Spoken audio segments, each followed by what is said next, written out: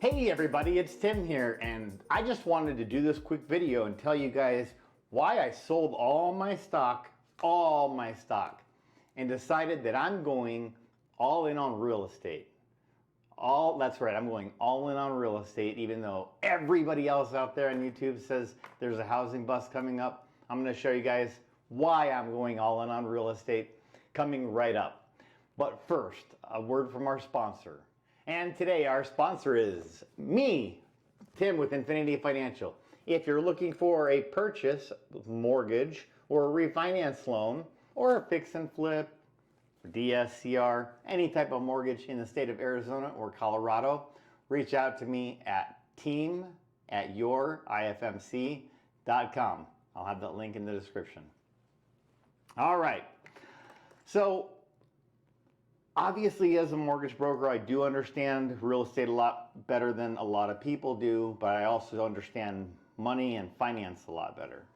So a lot of people are talking about this housing crash that's coming, and I'm so excited. If any of you guys are right, and we get a 40% housing crash, it's going to change my life forever.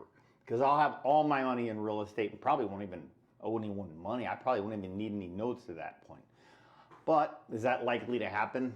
No, it's not likely to happen. I'm going to show you guys why I don't think that's likely to happen, and why I think real estate's a safer investment now than it was in the past, and why it's safer now than just keeping my money in the bank or in stocks or in any of these other crazy things going on out there. Okay. So the first thing I want to explain to everybody is, why is real estate a good investment during a time or a period of inflation? A lot of people don't really understand this point. And I think if we can kind of figure out why it's such a good investment, then we'll understand going forward what we should do with our money, whether it's something where we should place our money or not. And at least we'll understand why the people who are placing their money in real estate, why they're putting it there. Okay, so now let's talk about the financial end of it. When you have a mortgage, you're going to put down, I don't know, let's say 10%. So I'm going to buy a $500,000 house, and I'm going to put down 10%, right? So that's $50,000. Okay, so I put down $50,000 of my own cash, and I now have a $500,000 asset that I control. A lot of people want to refer to the 2008 crash because they felt like that in 2005, 6, and 7, the real estate values ran up really fast. So right in 2008, when the bubble popped, where real estate values came down fast. This time things are a lot different. I'm going to show you some data and some information that might change your mind on some of this and might make you think a little bit differently. But this is not financial advice. I'm not a financial advisor. I'm simply a mortgage broker in the state of Arizona and Colorado. I'm just on YouTube telling you my personal opinion. If you guys go out there and buy a house and lose a bunch of money, don't try to sue me, dude. All right. So let's first look at something which is called the M2 money supply. This is basically a measure of how the Federal Reserve measures every single dollar in circulation, including money in the bank, your bank accounts, your savings accounts. Okay, let's look at this, right? So this chart started back in 1959, I think it was January of 1959. And between January of 1959 all the way up until March of 2020, there is 15.988 trillion US dollars in circulation. Okay. Now, from March of 2020, when the pandemic gets announced, they decided they're going to shut down the economy, stop production of everything, unless it was deemed to be essential, doctors, things of that nature. But they still went ahead and printed all this money and pumped all this money. And let's just get a closer look at what that looks like. This is just crazy. All right, so they just pumped all this money. So they went from 15.4 trillion US dollars printed all way up to, it looks like February, January of 22, we had 20, you can see that $21.7 trillion, right? You had 21.7 trillion. See that right there? Right there, yeah, right there. $21.144 trillion. Okay, so think about this logically for just a second. It takes us years to build this wealth and this growth. And then the Federal Reserve is going to take and print money, right, for these 2 years. Yet we're going to produce nothing. And then we're going to take and just buy everything in the world because there's a bunch of free money out there. All right. So now you can see why there's not a stock market crash yet, not the one that everybody's been talking about. There's too much money out there in the system. The Federal Reserve needs to pull some of that money back. And later on, we might discuss some of the ways that they're doing that. One way in particular is they're keeping the overnight repurchase rate for banks. It's basically when a bank has an asset like a loan, mortgage, something like that, and they need to actually offload it and trade it in for some cash. So they go to the reverse repo market and they'll get their cash and they'll pay now an interest rate on that cash. Usually it's the Fed funds rate plus 0.05, which is 5 basis points over that. It's really not a whole lot of money, but it does suck liquidity out of the system. Okay, so we can kind of see where the Fed is doing with that. Here's where, I guess this is where we come back in. We're just going to cut out that whole CPI calculation. We'll just come back in and we'll talk about M2 money supply. So again, what the Fed needs to do in order to get the economy back on track is they need to get this money down. But since it's already printed and out there, and to be quite frank and honest with you guys, most of it is probably either spent or being spent and running through the economy right now.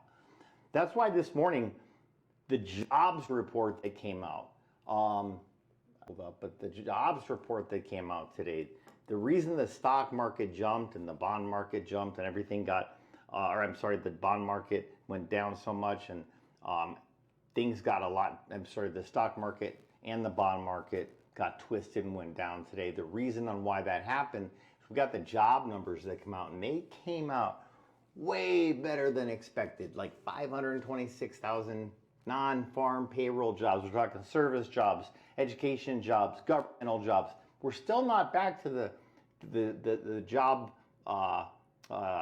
participation rate before the pandemic, but we're very close.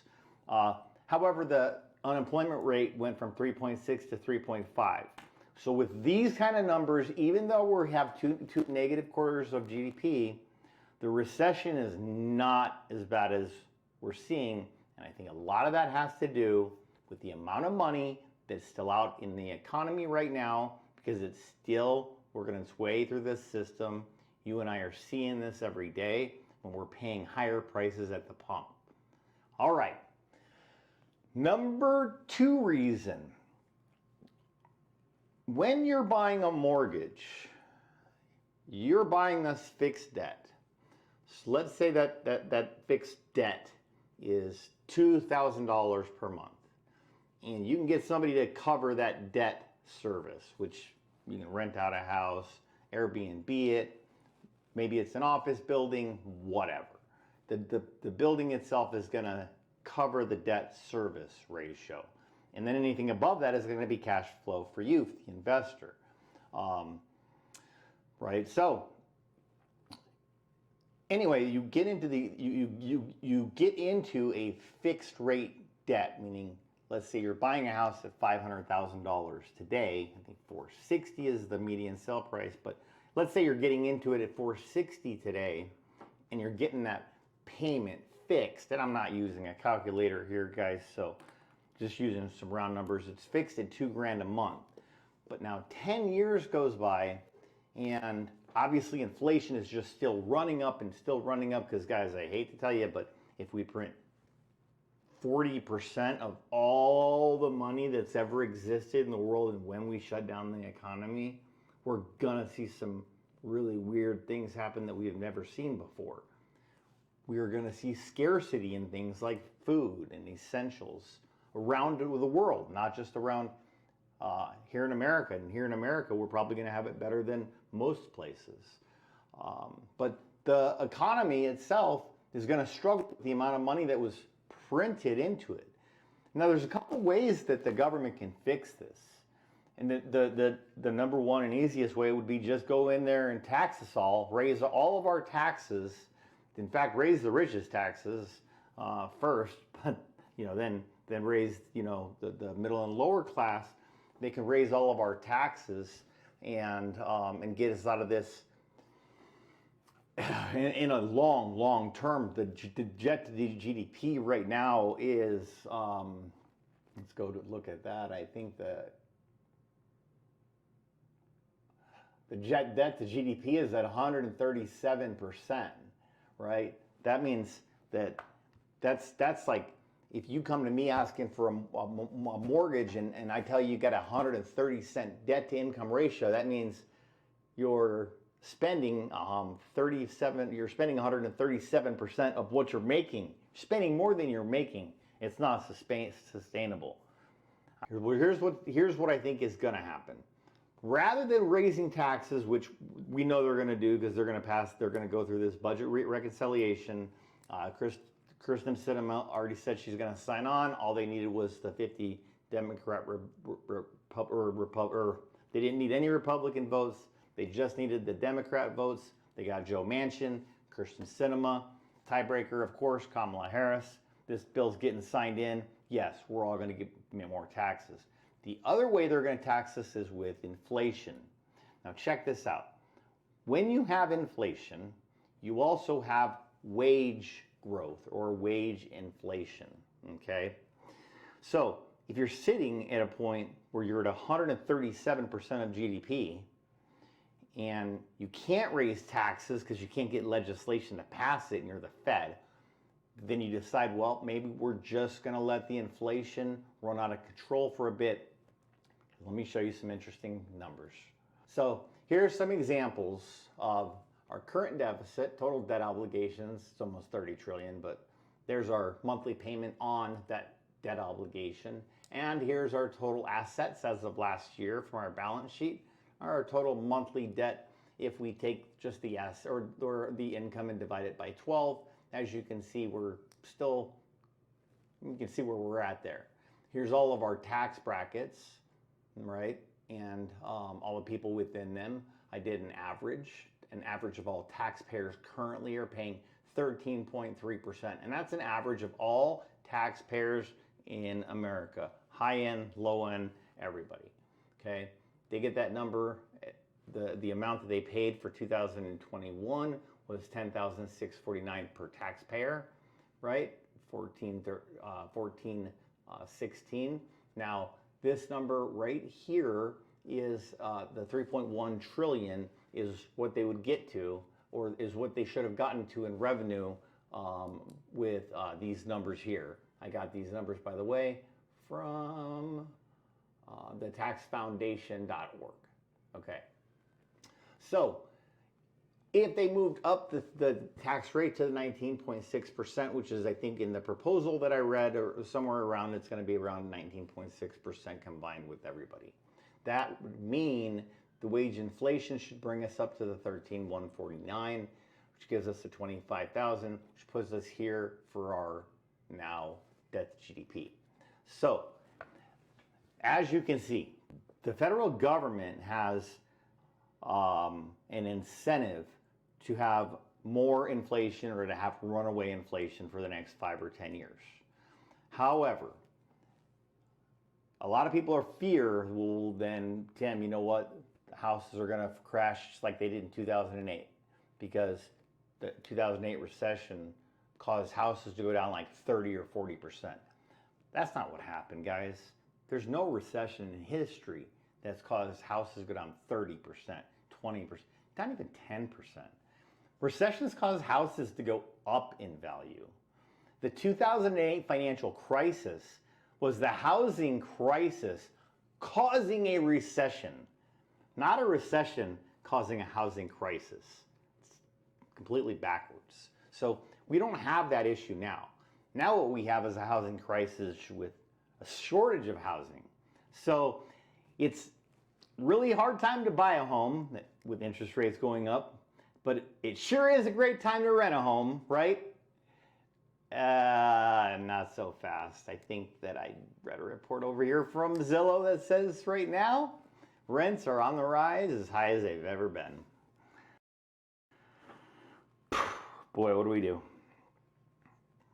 Okay, so now you can see some of the reasoning on what I'm betting on the market's going to do, what I'm betting on with my money, that I'm going to make sure it gets tucked away in a certain spot. There's no way I'm going to let it sit in the bank. I'm not going to let it sit with my financial advisor either. These guys are, some of them are okay, but I'm not going to let it sit with my financial advisor either. I'm going to put most of it, not all of it, but most of it into real estate, because I really think it's going to be a firm investment for me, for myself, and for my family. I'm also somebody who wants to take the stepped up tax basis. If you don't know about that, I'll point you to Mark Kohler's videos. The CPA can tell you about that. Basically, when, let's say I buy the house for $600,000, I just purchased one up north, a cabin that we're going to Airbnb out for $600,000. Let's say I pass away and I give it to my daughter, and it's worth $1 million at the time. Well, she goes and sells it. There's a $400,000 capital gains. Well, not with real estate. With real estate, she would have taken on the basis of the purchase price at the time of my death, right? So that's another reason I really believe in real estate, is I want to pass my wealth down to my children. So I'm long when it comes to houses. I don't mind buying in a little bit heavier if I feel like the market's going to go down or if it's going to go up. I don't mind, because I want the actual asset. I think one thing that we've all learned through this process, this recession that we're going through this printing of money, and through this pandemic, that money isn't wealth, guys.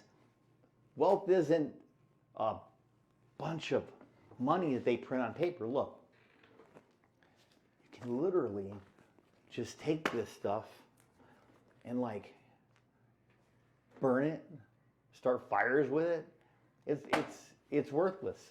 But the real wealth in life is having the house that you want, living in the place that you want when you get locked down, right? We all realize that during the recession. So my wealth is going to be spread out among real estate. That's where I'm going moving forward. By the way, with the amount of money that I have, 500,000 is probably where I'm thinking I'm going to put in. I'm going to be able to leverage that somewhere closer to 5 million. So if it goes up by 10%, 10% is 5 million that goes up by 10%. The 500,000 that I put in goes up by a lot more. All right, guys. Anyway, hope that you enjoyed. Hope that you enjoyed this video. If there's any questions that you have for me, please leave them in the comments below. If you feel like it, consider liking, subscribing, and we'll talk to you later, folks. All right, we'll see you next time.